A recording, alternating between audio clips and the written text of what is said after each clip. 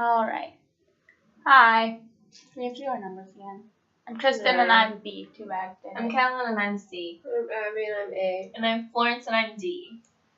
Sweet. Alright.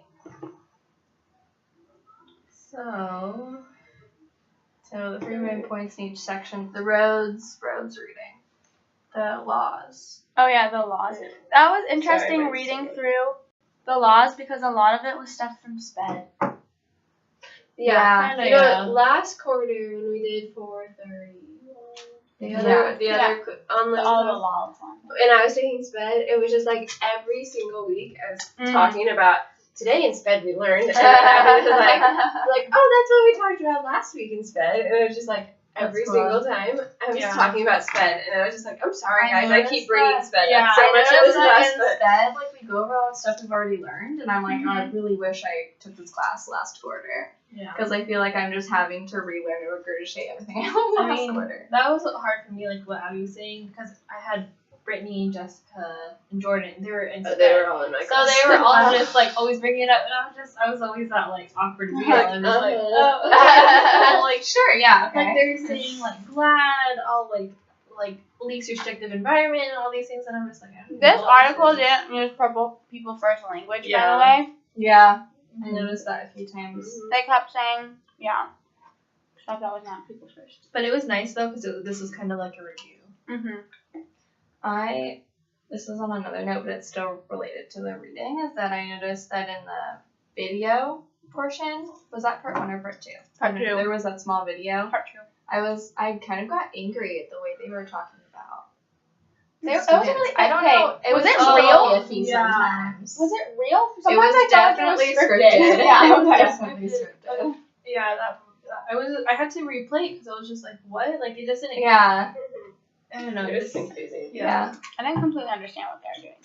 Like it kind of made sense as if like, okay, like they're modeling conversation, a meeting that goes on when a teacher's struggling. I don't like the way they were saying it. Maybe it's just because they're not good actors and they didn't know. That's what I wrote in here. I was like, I could definitely tell it was scripted, so maybe it's just the way they were seeing it while they were trying to act that made me angry. But there was just a few things where I was like, why did you just say that? Or like, well, it was. Are you really supposed to say that in a meeting? Like, I don't know. It was more of the two outer people, like the person, I guess it was like a parent educator. Yeah, the person in the middle was great. Some type of teacher, I don't know, but she was good.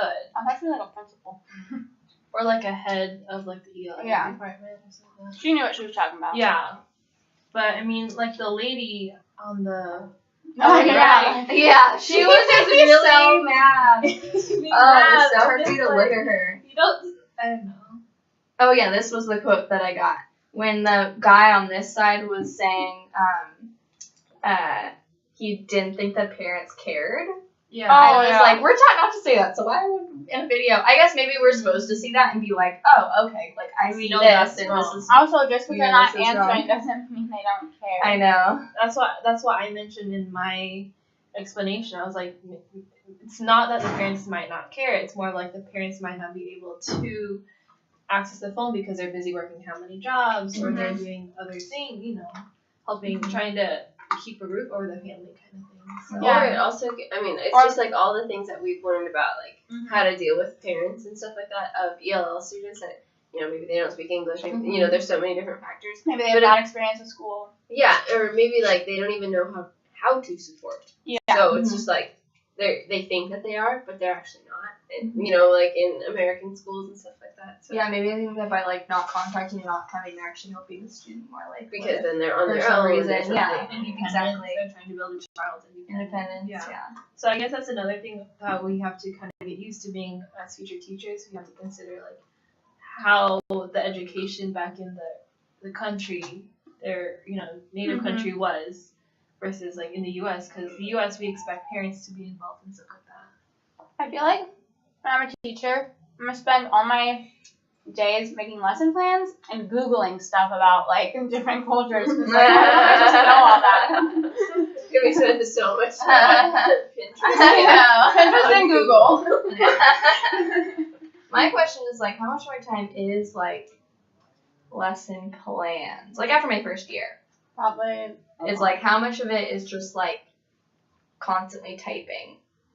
How much? You can write it. These long lesson plans for like everything I'm doing. Like I feel like it's almost unrealistic. Like is that Well, that I mean, it's what reasonable? works for you almost. Like, Yeah. you can turn them Like in. for every single Most lesson for plan, most I mean. schools. Like for a unit plan, I kind of understand like having the step by step, but for like every single little day, like Well, I would write it out. so both my parents are teachers.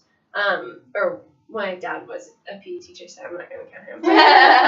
My mom was a classroom teacher in middle school for a little bit, and then now she's in elementary doing PE. But like she's still like to this day goes in, you know, every so often when she like kind of gets behind on lesson planning, and she just like needs to plan out the week. And like I've seen her lessons, which she was taught to do lessons plans differently than how we're being taught to do them, just because. Are we being You taught the SIOP on? Is that weird?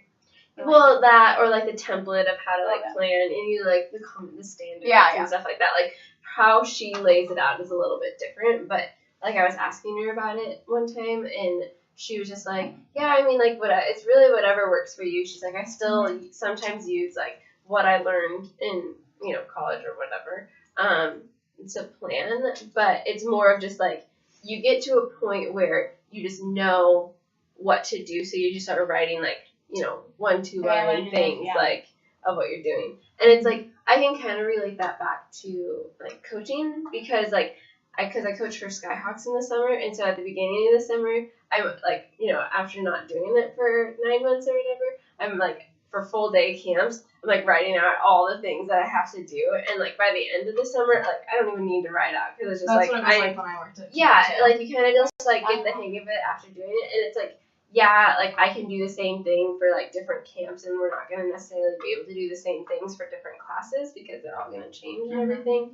But I You think even have skeletons of ideas. yeah, and it's like once you do them a couple times, then you'll write notes. And like my mom, what she does is she keeps her like kind of agenda book, but it's like this big thing, like not like big this way, but just like a big planner almost.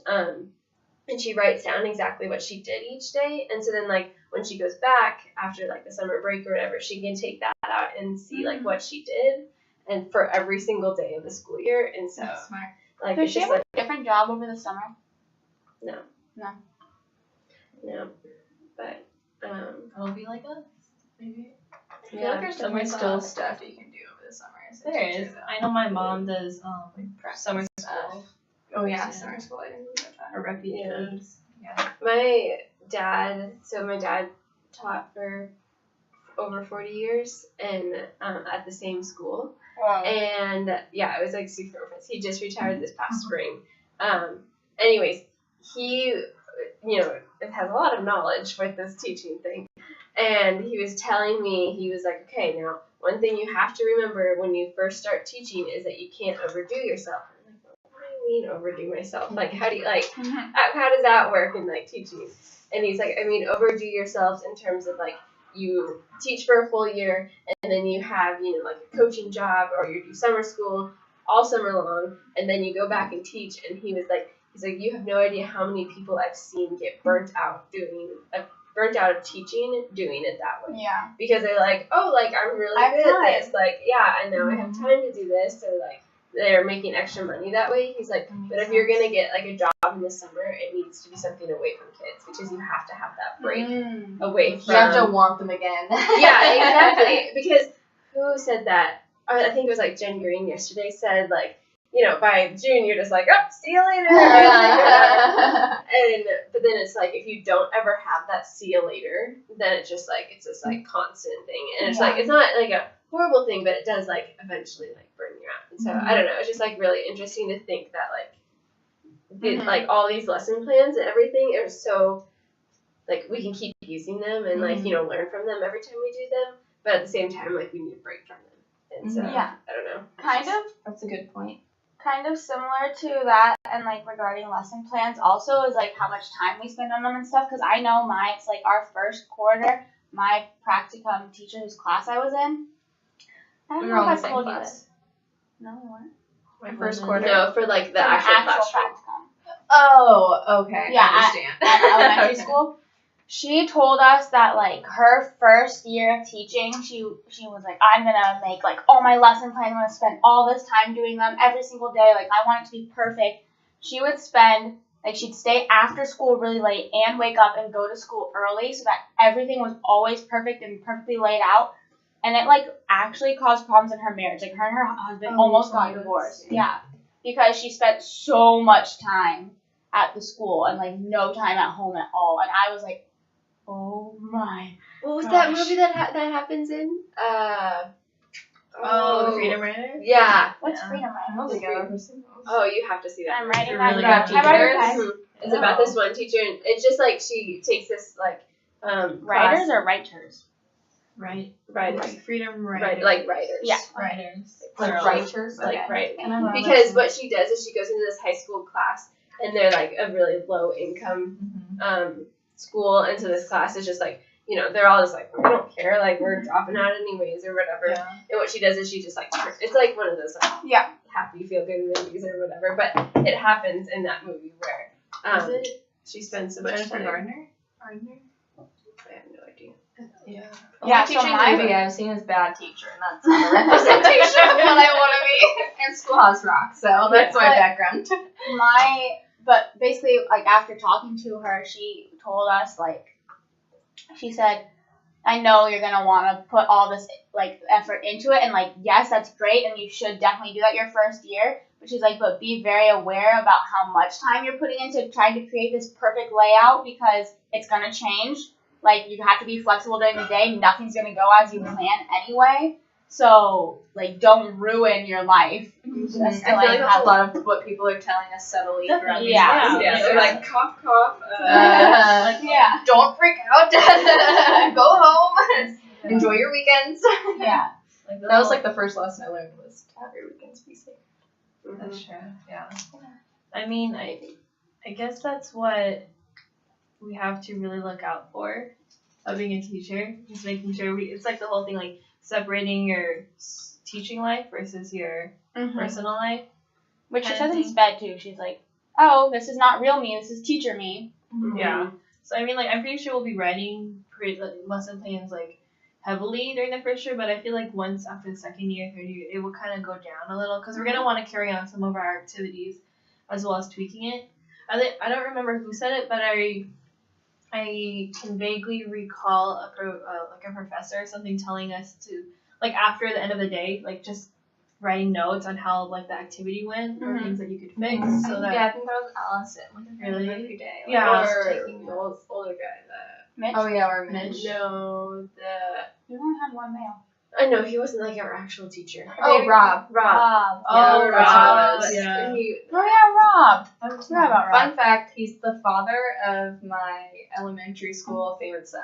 She was like always our sub in my elementary school. Really? She's awesome. Just saying. But I feel like that's really good advice that we can take for Yeah. sure, just to make sure. We Yeah. are gonna have our own families and stuff, and we don't want to. I don't wanna get- That's not the goal. I love the children, but they're not gonna ruin my life. Yeah. well, and also it's like we have access to so many lesson plans online. Yeah. and it's just Mhm, like teachers pay teachers. yeah. I mean, like Network says, don't reinvent the wheel, and it's just like there's so many lessons Yeah. that we can take. She was like teachers pay teachers and teachers help teachers. I think. Oh, Is is that that another page? I thought it was just teachers. I thought pay she was teachers. just saying that the teachers can help teachers. I think teachers help teachers is another, and then Oh, teachers okay. pay teachers. I think that one you actually have to pay Hey, for. yeah. Teachers pay So teachers. like the I signed up for that one for free. I just have to pay for stuff. You just saw like the free option Yeah. for the activities. yeah, and I think the other one, teachers helping teach other teachers or something. There's like some helping teachers one. help. There's one where you have to subscribe, but teachers pay teachers. You can just buy people's lessons plans, but you don't have to pay to use the resources. I also think, use, I forgot what was the website. It's like education or something like that, and that also helps me find some free like lesson plan stuff, activities and worksheets. Yep, Google. But then I know Nyberg mentioned how there was like a YouTube. I tried to find that. Me too, and I can't find it. Well, I found it, but it wasn't good. I found it, but then like stuff. once I like tried to click on a different video, it took me out of the education part Yeah, of it. And that so I was happened like, to well, me too. where is YouTube the education? yeah, it's like Ed YouTube or something like that. EdTube or something. Yeah. EdTube, Teacher Tube or something. Oh, that's the one so that there's not like commercials that just pop up and stuff. Yeah, they're all education stuff. Yeah. I don't know. When I was looking through it, I was having a really hard time finding, because, like, when I would search, it would look inside, but then sometimes when I clicked on the video, it would link me out, and then also sometimes the videos just over go. So Yeah. Okay, well, anyway. Okay. So after our little. Do we want to talk about what else do we want to say about chapter 1? Yeah, we didn't. Or Yeah, we chapter didn't talk- 3. from chapter the 3 road. Yeah, from sorry, Rose. chapter We 3. didn't really talk about that much. I guess the parental considerations was a pretty big Yeah. thing or takeaway for me, at least.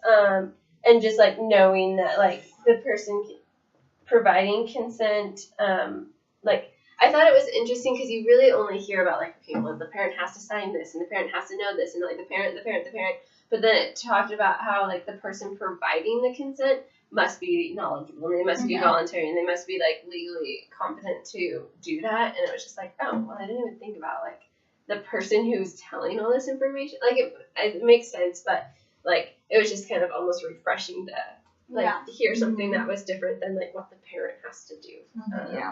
But yeah, I think that's a huge part of it is like being sure that the person telling the parent all of these things is knowledgeable, is all those types of things. What I noticed in evaluation procedures that I thought was interesting was they must provide the test in the child's native language, of course, but then it also said in parentheses or other mode of communication, and I was thinking like, well, even if they had like a translator, like maybe a student isn't able to test that way. Like what if they're only allowed to provide the student translator, but the student needs to see it? Because like that's how my brain works, is I need to be able to see it and read it. If someone tells me the question, I'm not going to know what to do ever.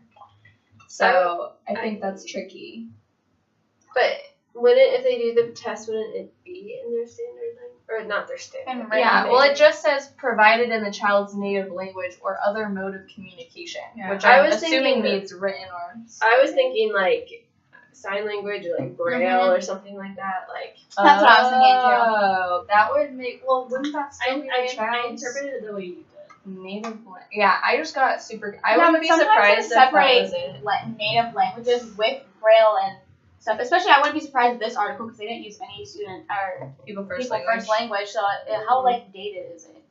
Yeah, that might be a good mini question. Unless you guys are for sure. I'm not know for what sure. you're talking about. That's just like what I was That like. makes Other mode of sense. communication. I guess that would because the other. I mean, there's like reading and writing, or like that's still in oral that and language. writing. But then like Yeah. Can you Those repeat are- the question?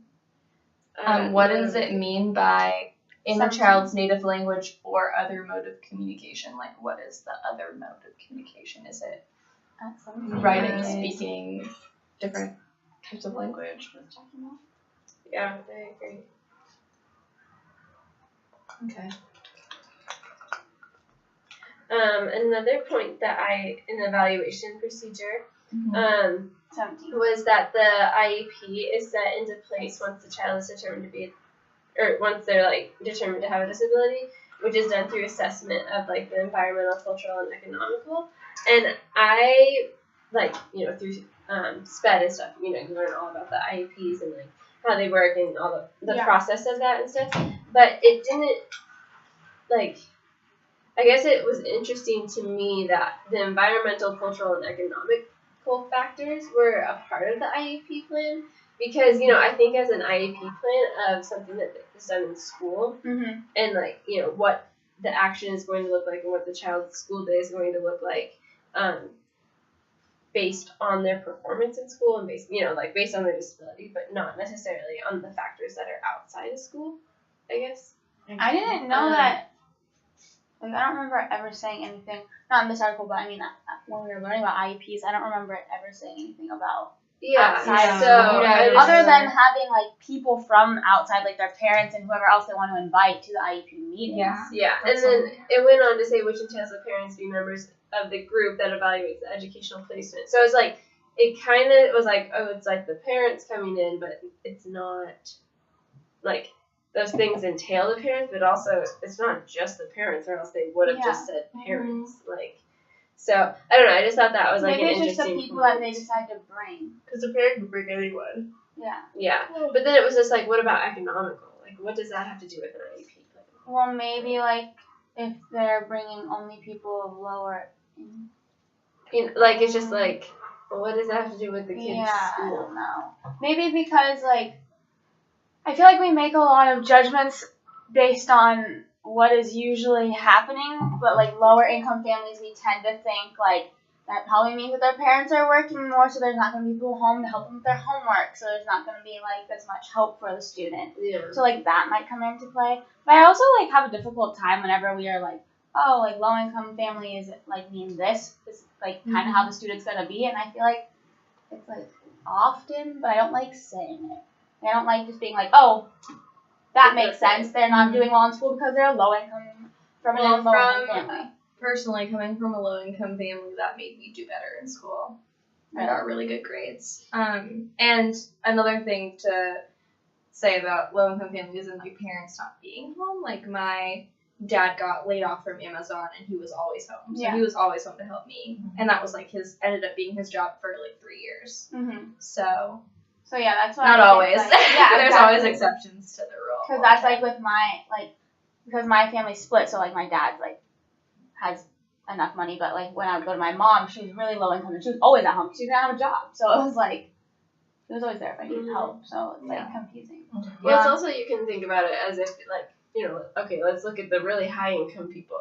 Like you're like, oh, the high income people, well, like they have a very luxurious life. They probably don't work much. But it's like, it might be those people that work even more than the low income because how did they get all that money? Well, they worked, a ton of hours. Unless they just happen to inherit it. Yeah, exactly. So it's just like... And that comes with its own set of problems, being high income. Yeah. It could come with different problems, too. Yeah. And so, constantly going on vacation. We just don't hear them generalized as much. Like, we don't, like, we hear about, like, low-income families being the ones that have all the drugs, but the high-income families are the ones that have all the access. They have the money. So it's like, what are we really talking about here? Yeah, that's interesting. I mean, it was like another thing that really surprised me in watching the video was how I knew it was scripted, but it's just like how I didn't hear any suggestion of homework help from the school. It was just like kind of towards the families instead, and I feel like there are ways that the school could also reach out, like say, okay, we could we could recommend to the family that she could do homework help like before or after school. That way she can get homework done for the girl not doing her homework. Was it Fatima or something like that? The lady kept saying Fatima, but the other lady kept correcting her. Oh, that was funny. Also, the first student on that they talked about the most, who was saying bad words. The Oz. Yeah. Like, they were talking about how, like, who to contact, right? No, wait, what were they talking about? They were talking, because she kept saying, like, no, they're talking about translators. Translators, right. And, like, who could be the translator. And, like, they kept saying, like, oh, yeah, but that doesn't work, and that won't work, and that won't work. They never got to anything that would work, which bugged me. But the first, I wrote about this actually in mine, I was like, but the first option, it just seemed like, I mean, you don't want to say it seemed like they were too lazy because I've never been this fish and I don't know how hard it is, but they were basically like, yeah, we can't get a translator because I have to fax something and then we have to talk to people. Yeah. And I was like, really? Can you not do that? And usually, but maybe it's just harder and they were trying to make it short. It might be harder. True.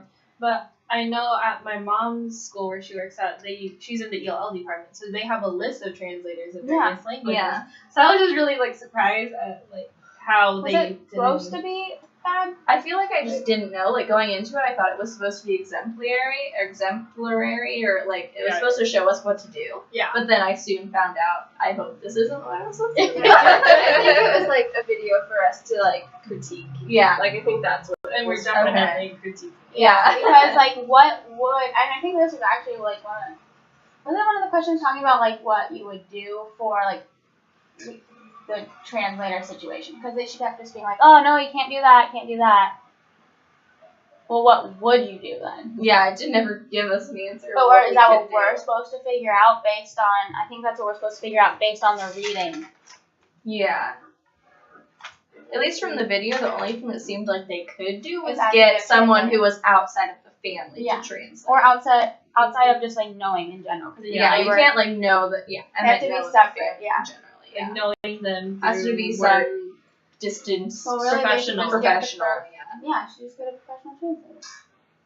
That's what I think they should do. And you have to, like, there's a law that you have to provide that for the family. I don't remember what law it was or where it was or how I figured that out, but I've heard that somewhere. Some teacher told us at some point that was a law. Probably our stat teacher. It probably was, Jen. Or maybe it was last quarter. It might have been 431 that I read it in an article or something. Shall we move on to chapter 2? There's a quote from it that I really liked. Chapter 2, Mark 2. 2 the week. Yeah. I loved this reading. Okay. This reading was super cool. There was like this one quote that was at the very beginning, and I was like, whoa. Where it was just like, as teachers, we are working through our teaching and our curricula to develop the sort of people needed by the community. And I was just like, whoa, like you know that, but it's just like crazy to like, you are as a teacher creating the people that are gonna be needed for the community when they grow up and like part of everything. And it's just like, wow, that's a big responsibility. That's why I'm really happy when like some people are like, you should be getting paid as a doctor, and I'm like, maybe I should. Yeah, I had an interview last week, and that was one of my answers. I was like, I can't be president because I was born in the Philippines. So I can't be president, but I want to make a difference in the world. So that's why I believe becoming a teacher is one of the greatest ways to become a teacher. Yeah. Or the greatest things to become is because the children that we're educating are going to be like future accountants, future like you could be working for NASA, you could be teaching who the future president. Yeah, exactly. Or the creator of some new technology or cure or Yeah, exactly. Bill Gates. So it's just kind of mind blowing to think about. Yeah, it is. It's crazy. I would vote for you if you were president. Just saying. Well, in Finland, so like I'm studying abroad in the fall in Finland. I'm so jealous. And I'm just like reading about, and like so right now like they have the best education system in the world. Yeah. So anyways, I was just like reading about that and stuff like that. I keep saying stuff. That's all this things. It's okay. And anyways, their teachers are looked at as high or just right below like the doctors. I read about that like too. status. You should be and saving stuff. people's lives, creating people's lives. Yeah, and it's just like, well, maybe that's just like the cause of one of the causes of like why they have such a good education system is because like it's full of dedicated people that are seen as are respected and like to teach there like nobody doesn't have their masters. Like like everyone has their masters and everyone's gone to that extra schooling and. Like, I don't know, it's just really interesting to read about, like, the schools there and stuff like that. And, the teachers are so, almost diverse in a way because they have to teach the students Swedish and Finnish as they go through the school system.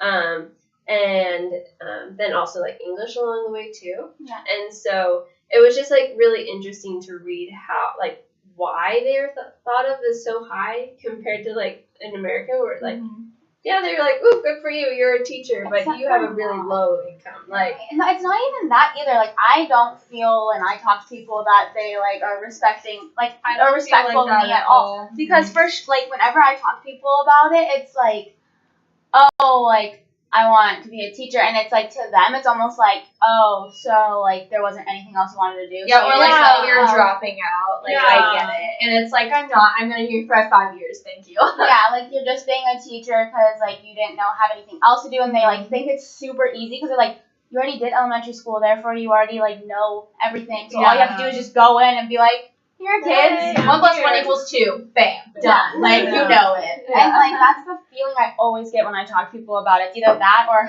wow, you're going to make so much money. Ha, ha, ha. Yeah. And I hate it because my boyfriend's doing electrical engineering, and so we meet people together usually, and he'll be like, and I'll say, oh, I'm a teacher. And they'll be like, oh, that's cool. And I'll be like, what are you doing? He's like, electrical engineering. They're like, oh my god, no way. Like, you are so, and they'll turn to me and be like, you are so lucky. And I'm like, excuse me? Like, did you seriously just say that to my face? Like, who are you? Oh, I hate it. Oh my god. There's just, I don't know what exactly it was, but it's kind of like going along what you're saying. It's kind of like saying, I wish I knew what it was, but it's talking about how, oh, we're going to teaching because we can't do anything else. Yeah, it's like, what is that quote? It's like It's you I'll look can't it up. do, so really- teach. Oh, it's like If you can't do, then teach. Yeah. Yeah, I think it's that one. that's so So, horrible. I don't So, know. like, I don't feel respected as a teacher in this society at all, and No. it's crazy that they're held so high in some other countries. And I was People hoping undermine that teachers.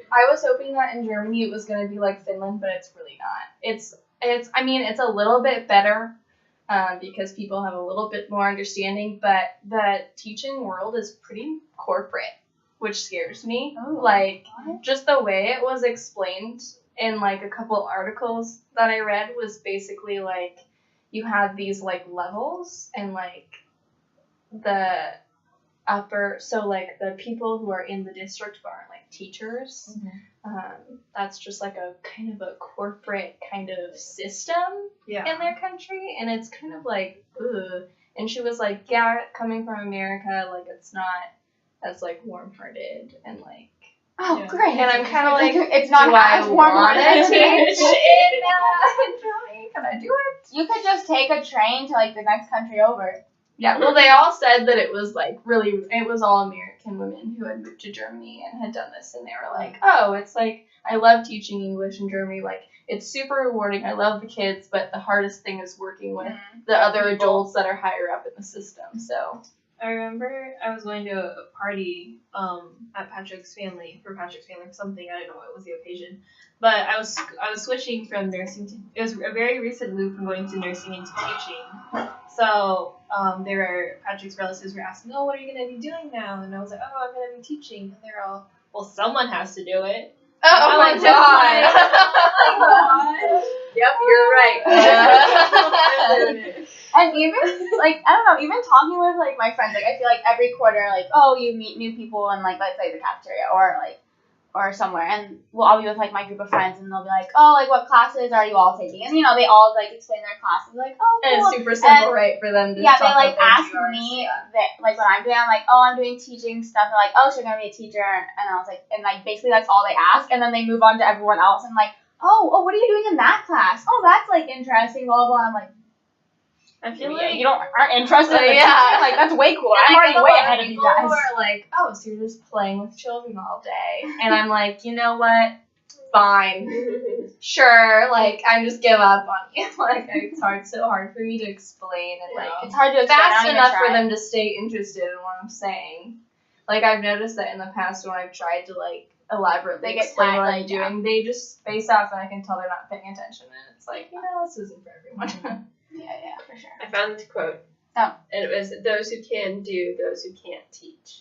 And so that it's like the idiom or whatever. And it's people who are able to do something well can do that for a living, while people who are not able to do anything that well make a living by teaching. Which is So terrible those- because they should be experts if they're teaching. Those who Yeah. can't do Teach. Those who can do, can those who do. can't teach. That's terrible. Isn't that funny? That's so bad. Wow. Anyways, let's go back to positive. Oh yeah. Yeah. So you got that quote. So that quote, yeah. Yeah, that quote was Sorry. great. You're really staying on track today. We didn't think we were gonna last this long. Jokes. Well, we've been a little off topic. I thought that one of the really important things is prioritizing the needs of the individuals along with the human community. Mm-hmm. I was like, well, those are like the two of the same things because individuals are part of the human community and human community makes up the classroom, and so just like all very connected. But it's just like it's a good reminder to remember like, okay, we're thinking of like all these lessons and everything for a group of students, but like everyone has those individual needs, and like yeah and then I was also thinking too that like this all connects to like the funds of knowledge, because it's like you have to dip into all of the needs of the individuals, which is from their funds of knowledge, and like based on your funds of knowledge, like, it's all connected and all. I have something connected to that. I talked about having a diverse classroom, as defined, diverse as in defined in the book, as it is defined in the book, I mean. And like, I talked about how, while it should also be culturally diverse, I talked about being diverse of the mind. And so like, the students don't all learn the same, so we shouldn't just teach one way, and like how that's important so that kids can get multiple aspects of mindsets for a community, because a community Like can't think the same differentiation? way. Yeah. Well, it's also like that reminds me of the movie, the I Learn American. Yeah.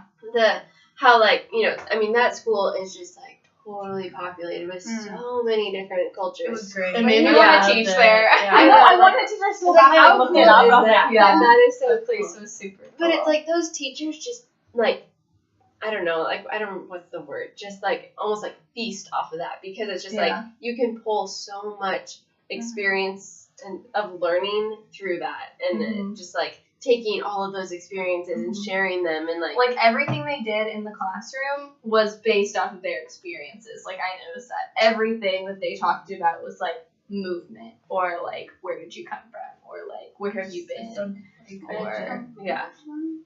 Anyways, that just like reminded me of that. Yeah. When you said that, just I thought that was cool. yeah. Mine connected along with Abby's, because ours was combined A and D. Okay. But mine focused on the community and diversity, and I was saying how within a community, or with, it's kind of like diversity grows with going from like an individual to a community, which I thought was really interesting, because that's kind of what it's kind of, I don't know, like that in that video. Like a student has all that prior knowledge about their culture, they have their native culture and stuff, their knowledge there. And then once they get to know each other, they become friends, and then that kind of starts blending. And then they get more knowledge on other yeah, cultures. and then it leads to a bigger community, and it's kind of like the whole thing with like the prom. You know, when they were talking about the That prom. was funny. I love that part. And it's just like how the cultures clash, but they were getting to know one another and stuff like that, and they were trying to support each other. And I don't know, I thought they were just really fascinating to me. They were just cute to watch.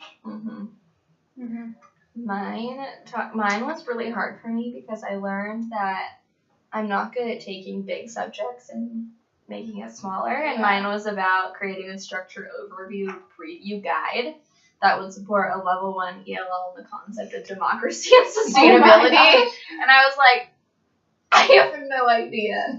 But I basically came to the conclusion, and she was like, this can be whatever way you want it to be, which made my mind go even crazier. Yeah, But too many options. I was basically like, I'm assuming that I want to highlight the ways in which the democracy can be sustainable, rather than how our democracy is not currently. I was assuming that's what she wanted. And then I went into talking about how I would use a diagram, or even like the GLAD method, to like lay it out, so that now one would get that vocabulary quickly that they would need to, like, if our class had already been talking about it, like catch up with the class, and I would probably already have that made. So that's what I talked about and how I would do that. You read about it, so it's in there. But yeah, that was just like mind blowing for me. I was like, how the heck would I make this into a guide? Like, it's such a big topic to like there was like 5 pages on it or something like that in the article. So Mine, I don't know. Mine was a little confusing for me as well. Like, I think I'm gonna go back and like just kind of look at it some more, because I want to add more to it. But I was just talking about relationships in sustainability, and like I don't know, for some reason I like couldn't completely like figure out what it meant. But I like talked about how like people who form relationships become like mutually dependent on each other, and so like that builds the community. And like I don't know, I need to go back and like do a little more looking into it to like try to like organize it better, because I can make a graphic organizer, but like I wasn't able to organize it in my brain well enough. So. I feel like in general, like a community is a symbiotic relationship between all Yeah, it talks about types of people. And I feel like that's a big, I feel like that's kind of like one big relationship. Yeah. Well, we try to be so independent, but we really Yeah. are not. But you're like very mutually dependent on people. Right. Yeah. Like I could not live without the other people around, because like who would? That's funny. I was sharing a lot. I was talking to someone who, their brother moved to Alaska to like this little tiny like group of islands like way up north, and I guess like when they didn't have cell phones, like they were basically entirely secluded from people. Like the internet wasn't that great up there and stuff like that, and so they were like a really secluded population. And even now with cell phones and the internet, they're still super secluded from like the rest of the world because it's just so far away from everything. And he went and taught there, and afterwards the students went up to him and like shook his hand and was like, "Thank you so much. Like this was the greatest day of my week. Like it's so cool having you in here. Like they don't see a lot of people. They just see the community." And it's like, oh, that's crazy to hear about. Whoa. So yeah, like community, that's crazy. Like being able to be dependent on, like they're so dependent on each other as such a small community. Yeah, But even it's like giant communities. Like I'm dependent on so many people. If you really think about it, like yeah, the people that make my food here, and like, yeah, right over there. The teachers who are teaching us how to teach. yeah, like the people running the building. I can live here. Like literally, so many things. Like I don't really do much for myself. Yeah. Well, and it's also, if you think about community, like in the individual needs, like, you know, they're all the needs are dependent on other needs within the community. But then it's just like, as a teacher, how do you like foster those? How do you like foster those dependent relationships so that like you build the sustainable community at the same time of reaching those individual needs of each member of the community? Yeah, because you're like the whole community versus like also giving each. Yeah, so you want to support each relationship within the community and making sure that like that's like a healthy relationship or whatever. And it's like a dependent relationship if need be or something like that. But I guess like so that the members of the community or the classroom, I guess if we're talking like literally about the classroom, that the students are dependent on each other, but while still having their needs met and not depending on each other so much that their needs suffer or like get overlooked, I guess. That's the thing about our culture too, though, is I feel like we find weakness in being dependent on other people, whereas other communities don't, like, or other cultures might not think that way, so you have to take that into account too when kids from other cultures come, because a lot of, like, their culture might be, like, less dependent on others or more dependent, and, like, yeah, you have to, like... And in our schools, we have a lot, like, I know that we talk a lot about group work, but for me growing up at least, maybe it isn't like that anymore, but it was a lot of independent thinking. Yeah, I did a lot it was of all, it was stuff. like, the way we highlighted group work now is the way they highlighted independent work. Like, it was everything. Yeah, I did everything on my own. It's like, okay, stop and do it yourself. It was mostly science. That was group work. Yeah, it was science, Other than that, it was pretty independent. And I know that I did not flourish that way. I guess that's why when we do projects here, we're kind of like, group projects, we're kind of just like, because we're so used to working on our own, like, we sit down and do it ourselves. Like, I feel like I used to love group projects, but now that it's pretty much everything, it just takes so much extra time. Yeah. Because you have And I think that's the only reason why I don't like doing it. Like, I love being able to work with other people like this and being able to talk, but just on top of all the other group projects that we have. But I think it's, like, helping with, like, building the community between us as teachers as well, because, like, we're going to have to be working with teachers for the rest of our lives and working with other people in the school systems and working with parents and working with the students. We're going to really need to know how to work with people. That's true. That's a good takeaway. Yeah, that was a good one. Is there anything that we want to talk about the movie, like specifically? So cute. It was so cool. Yeah. Oh my god. Like, one more medication. You do need one. Yeah. Let's see. To me, I guess it was more of like the outside areas of when the students were in the classroom that I enjoyed watching, because, like, for example, like the prompting or like the cafe night. Yeah. I thought it was really cool because you don't really get to see that, because we're in a way we're kind of focusing more of the students in our classroom and how they are in our classroom and like what's going on to a certain extent, but we don't realize like also like their relationships and friendships, like what they're going through. Like some of them The more personal stuff. Yeah, like so one of the boys was like, I feel depressed, but I think it was because he was having a problem with his girlfriend or something like that. But it's just like you don't hear these things and you don't really realize these things. But I feel it's also important as a teacher, in a professional like state, we're still aware of these things just so we could. But how do we become aware of those things other than like eavesdropping on the students' conversations with their friends? Well, I guess I was thinking like how Joy Wiggins did it for us, like checking the temperature in the room. Yeah. It was just. I like that. People opened up a lot more than I expected them to when we did that. Like, I was going to be like, I felt like people were just going to be like, oh, yeah, I'm good. And I feel like we also were able to connect with one another more. Yeah. With that. I really wish that we would have, like, actually been able to go to this class throughout the whole quarter, because that was, like, a really, like, something that I really enjoyed. And I was like, wow, I feel like I got to know everyone so much more in this one, like, hour-long thing or, like, half-hour-long thing that we did versus, like, even though I've been with them for 2 or 3 quarters. It must be crazy when they all go to Mexico together at the very end of Oh, summer. yeah. It must be crazy. Just fun fact. Going? Food for that. Oh, this is also during the summer, and they go to Mexico. Oh, the yeah, summer this- program. These classes. Oh yeah. Yeah. I was like, wait. Yeah, we're all going to Mexico together. I already booked your ticket. Let's go. That'd be so But I good. feel like we wish could I still make a, like, slightly, maybe just a milky question, maybe not muddy, but, like, how, Boring. like, how can, like, I mean, yes, checking the temperature, but, like, what other ways can we, like, find out about what is really going on with the students' personal lives? Because it's not like they're just going to, like, it's not very often that the student's just going to tell you. And be like, by the way, I have all these problems. Can I tell you? Yeah. Like, My friends won't even tell me their problems. And I know them. I know, like, I was just thinking of, like, some of my high school teachers that I, like, got to be pretty close with. Oh gosh. Pause real fast. We had to have Wait, this wait. down. Lauren's checked it out. Okay. Alright. Sorry. Thank you, that's okay.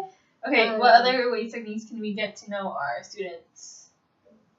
Oh, Outside yeah, of so my high school teachers. Like their personal lives. Not like too much our students. I feel like we talk a lot about how to get to know your students, but more about like what's really going on in their lives that is affecting them in that moment. Yeah. Okay. That tea made my stomach hurt.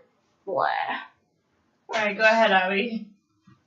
Oh, well, I was just saying, I was, like, thinking while you were talking about how, like, some of my high school teachers, like, how I got to know them on, like, a personal, not a personal level, but more on, like, they were, like, they knew what was going on and, like, everything that they could, like, check in with me that way, almost. And it was only, like, 1 or 2 teachers throughout high school or whatever, but it was just, like, I was thinking, like, well, they would, like, walk around the halls or something like that. Like, they would be outside in the halls during passing period. And, like, start a conversation. And, like, that conversation would lead to something else. So it's, like, they would ask, like, how'd the basketball game go last night or whatever. And then, I would say something and they would start something else, like, I don't know what. Just, like, those conversations led to other things that were not just, like, outside. Yeah, significant conversations. Yeah, not or, like, just, how are you? Good. Yeah. Yeah, like, or, like, once my brother got to high school, it was like, hey, saw your brother the other day, and, we started talking about my brother, and it's just like, well, there's, like, a connection to an outside thing of school. And so it's just like, I don't know how that would work with ELL and young students, where it's just like, you necessarily can't connect right away because of, like, a language barrier or something like that. But I think just, like, having those conversations where it's just, like, you start somewhere, and as a teacher, you just, like, kind of try to pick out something that you can just, like, kind of dive a little deeper on, and just, like, kind of, like, try to, it's almost like a, I don't know, like a mystery that you're, like, trying to solve, and stuff like that. And then, I was also going to say something else. Oh, I had a question about, how, like, the third question when it talked about, like, not all students carry the same experience and like the same weight of those experiences, and, like, how to support those and, like, honor and value those experiences. Like, how do we as teachers do that? And it's like, I know that we can do, like, activities that, like, have them share out their, explain their culture, explain this, or explain their experience and all that kind of stuff, and have, like, fun activities that create, like, a sense of, like, pride or whatever in their experiences.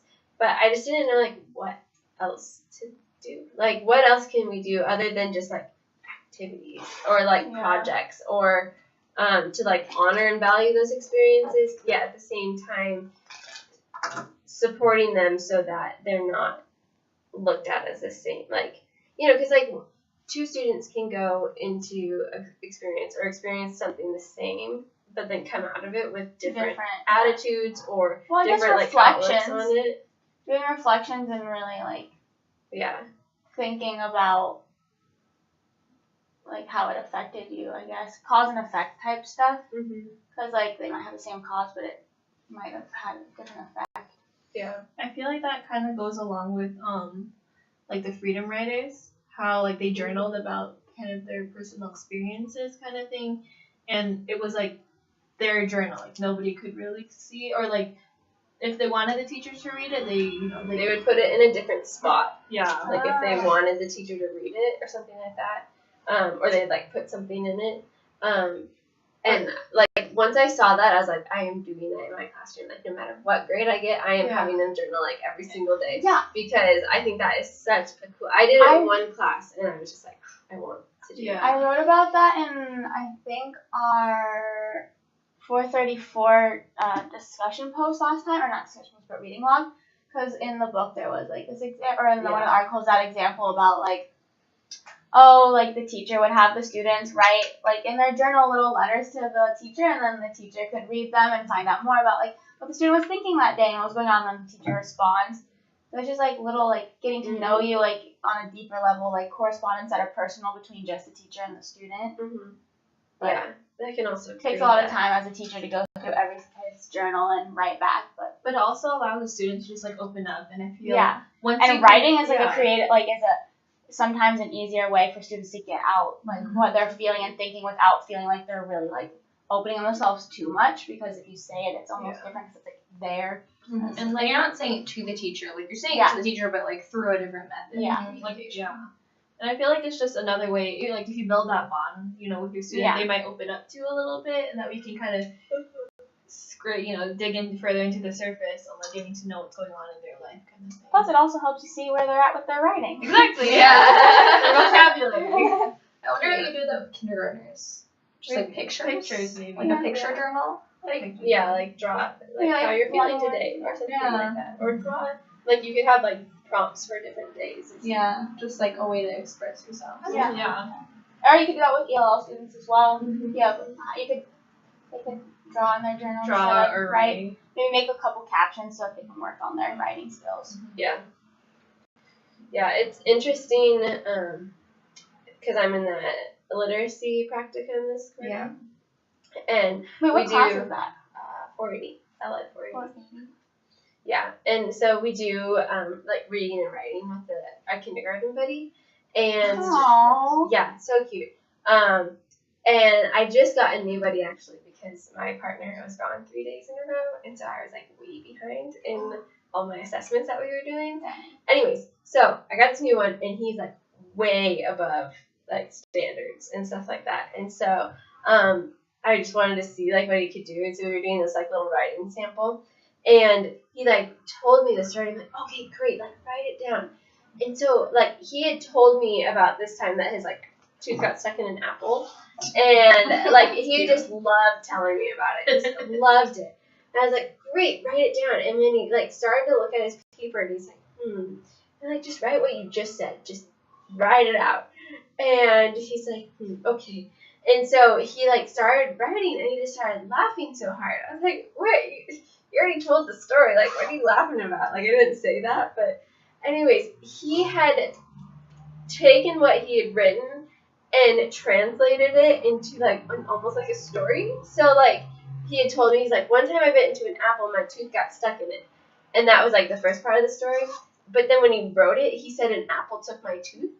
And it was just like he twisted it in that creative way to like write That's a story. amazing. He's gonna be a did great that writer. Yeah, like he just like sat there and thought for a second. He's like, oh, okay, like he's like got Oh my it. gosh, he must read books at home. Like his Yeah. parents must And have so, given like, him some sometimes, kind of creative Like it was coolness. just, it was surprised me so much, and I was like, okay, keep writing, like, because I wanted to see like Where tell it me went? something else. And then he goes, oh, okay, he goes, I swallowed my tooth, and so like it took that turn from like like the apple took my tooth to I swallowed my tooth.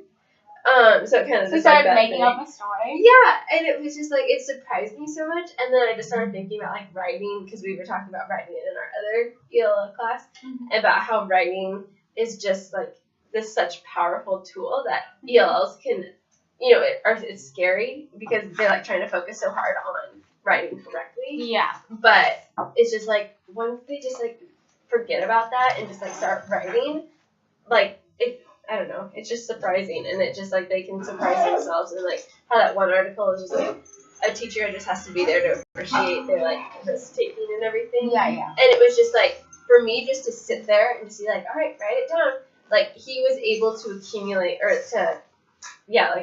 this sentence that was just like crazy for a 6-year-old. And so I don't know, that was just like one takeaway that I thought, and then just like applied it to. I'm excited for that class. I am too. Yeah. I'm taking it in fall. Me too. I'll probably take it in the fall. One thing I thought of when you were saying that was, I think it was in the movie, when they were talking about reading, and they were like, reading is like liberation. Like, being able to read is liberation for the mind and like for your person in general, because you're able to expand yourself in so many different ways. But I think writing is too. That was kind of like what Jenny said today in SPED when she was talking about how like she needed to have reading as a kid because it was like liberating to know that there were like lifestyles that were different from her own. Yeah. And so, like, especially if you have a really rough life, that a lot of it's immigrants really probably have. underrated. Yeah. Like, reading and writing is just, like, personally, I think is really underrated. Well, so many people don't like it, and I feel like that's from like childhood, like, because what she's saying, better or good readers become better readers, and bad readers become even worse. Like, they just like, it just goes like that. So it's like, I feel like a lot of the people that I know, they're like, oh man, I do not like reading. Like, even at this age, I'm like, did you struggle with it as a kid? Like, is that why you don't like reading? Because I don't understand. So I wonder if that like just carries through the rest of their life. Like, that's what you struggled with it for just a little bit as you struggled with it as a kid, now you hate it for the rest of your life, even though you can read now. That's what happened to Phil, Really? my boyfriend. Yeah. I'm like, oh, you should read this book with me, and he's like, I don't like reading. I didn't like this kid. I don't like that one. I'm like, okay, shut me down. That's like the thing we talked about last week with the kind of the no man's land. Yeah. You know, whether they're stuck in it for like a week or they're stuck in it for like their whole life. Yeah. It's I don't know. That's just like that, I guess. Okay. I have to go to dinner. Cool. Yeah. Okay. All right. Bye. Bye.